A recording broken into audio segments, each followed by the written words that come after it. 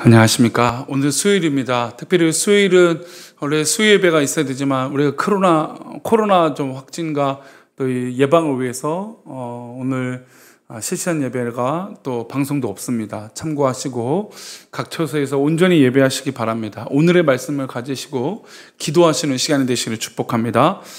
잠시 기도하시고 오늘의 말씀 나누겠습니다. 하나님 우리 함께 하시고 하나님 우리 가운데 은혜를 더하시고 하나님의 크신 계획 가운데 승리하는 우리 모두가 되게 도와주옵소서. 우리를 지키시고 인도하실 것을 믿사옵고 예수님의 이름으로 기도합니다. 아멘. 네, 오늘의 말씀은 사도행전 28장 14절 말씀입니다. 제목은 오늘도 역사는 이루어진다 라고 하는 제목으로 말씀 나누겠습니다. 함께 읽겠습니다. 거기서 형제들을 만나 그들의 청함을 받아 이르를 함께 머무니라. 그래서 우리는 이와 같이 로마로 가니라. 아멘. 우리 사도행전 28장까지 달려오면서 참 많은 생각이 듭니다. 참 이게 대단한 믿음의 역사와 구원의 역사와 부흥의 역사와 성령의 역사들을 보면서 물론 어려움도 참 있었죠. 큰 어려움도 있었지만 이렇게 놀라운 은혜를 경험하고 역사를 이룬다는 건 참 믿음의 사람으로서 뿌듯하고 참 우리도 이런 부흥의 길을 걷고 싶다라고 하는 생각을 해보게 됩니다. 이런 복음을 위해서 산다는 것이 참 유익하고 기쁨이 있죠. 근데 복음을 위해서 산다는 것이 꼭 늘 좋은 일만 일어나는 것은 아닙니다. 구약의 시대에도 하나님의 참된 복음을 전파하다가 고난을 당하는 성도가 있었어요. 특별히 예레미야 선지자를 떠올리면 예레미야 선지자는 이 유다 말기 시대에 선지자로서 활동했습니다. 하나님의 복음에 대해서 두 가지를 크게 전하는데 하나는 이제 이 남유다가 바벨론에게 멸망을 받는다라는 얘기입니다. 그리고 또 한 가지는 이 성전이 짓밟힘을 당한다는 거예요. 그랬더니 성전을 수고하고 사랑하는 유다 백성들에게, 유대인들에게 핍박을 받아서 모함을 받죠. 그래서 시위대 뜰 안에 갇히기도 합니다. 그때 하나님께 그 괴로움과 눈물을 흘리면서 응답받았던 게 무엇입니까? 너는 내게 부르짖으라. 나는 내게 응답하겠고 내가 알지 못하는 크고 비밀한 일을 내게 보이리라. 그래요. 하나님의 복음과 은혜를 경험한 이가 너는 내게 부르짖으라 라고 하는 소망의 말씀을 들었을 때 이들이 그렇게 변화가 되어졌다는 것이죠. 위로가 되어졌다는 겁니다. 그러니까 사실 이 초대교회도 사실은 이런 엄청난 위기와 어려움이 있었어요. 그런데 하나님께서 함께 하시고 돌보시는 놀라운 은혜가 있었다는 겁니다. 특별히 바울 사도의 이 복음의 막바지, 로마로 가는 이 길을 보면 더욱더 많은 것을 느끼게 돼요. 이제 어제 말씀 가운데 이 바울 사도가 로마로 가기 위해서 배를 탔는데 유라굴로라고 하는 큰 풍랑을 만납니다. 그런데 그 와중에도 하나님은 바울을 지키시고 그와 함께 있는 사람들을 다 살리시는 것을 볼 수가 있어요. 이 로마의 어떤 그런 이 로마에서 재판을 받아야 되고 또 벨릭스와 베스도의 횡포에 의해서 2년을 넘게 구류 생활을 합니다. 이제 드디어 유라굴로도 견디고 이제 로마의 땅에 다다르게 되죠. 이제 죄수의 신분이지만 로마에 도착합니다. 어떤 일이 벌어졌을까요?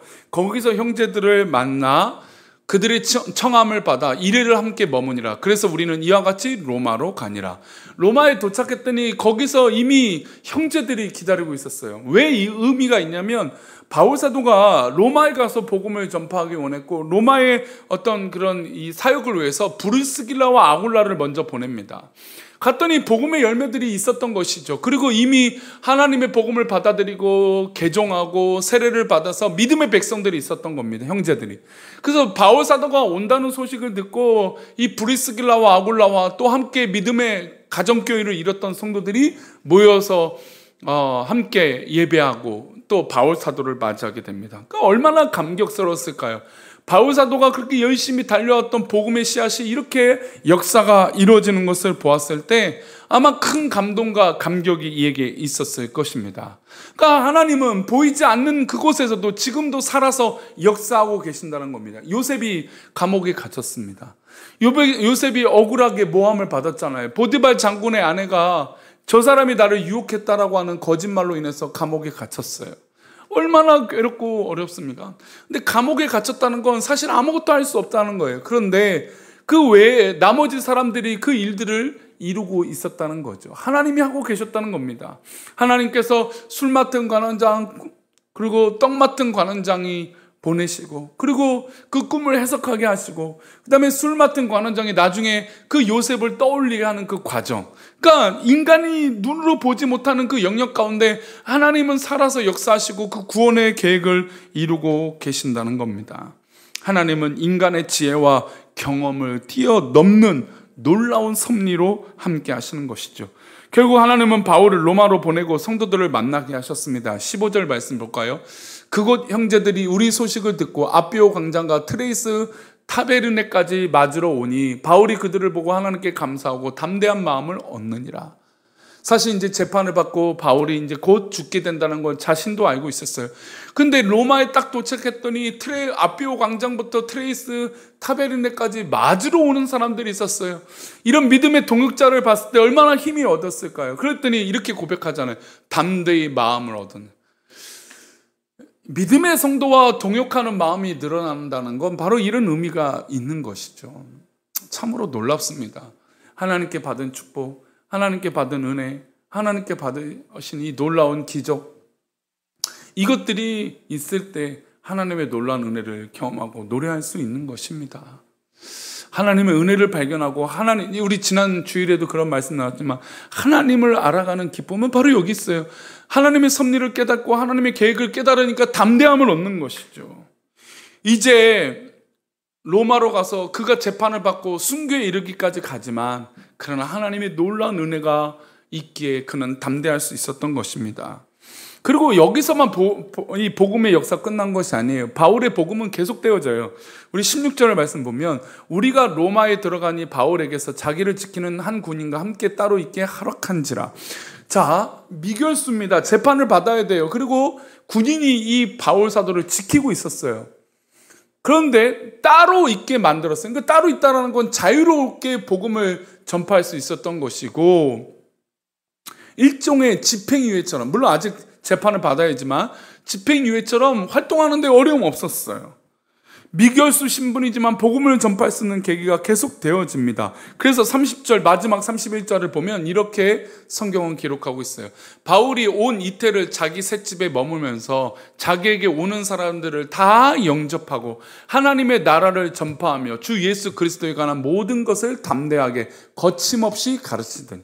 아니, 제수의 신분으로 어떻게 이런 일이 가능합니까? 근데 하나님이 역사하시니 제수의 신분으로 셋집에 머물면서 복음을 전파하고 복음을 전하는데 막 담대하게 믿음을 갖게 되고 영접하는 사람들이 늘어나고, 이것은 결국 사도행전 1장에 기록됐던 오직 성령이 너에게 임하시면 너희가 권능을 받고 온 유대와 사마리아 땅끝까지 이르러 내 증인이 되리라. 그러니까 이 말씀이 이루어지고 있는 것 아닙니까? 지금 한국교회의 지금 현실에도 그 말씀이 이루어지는 것이죠.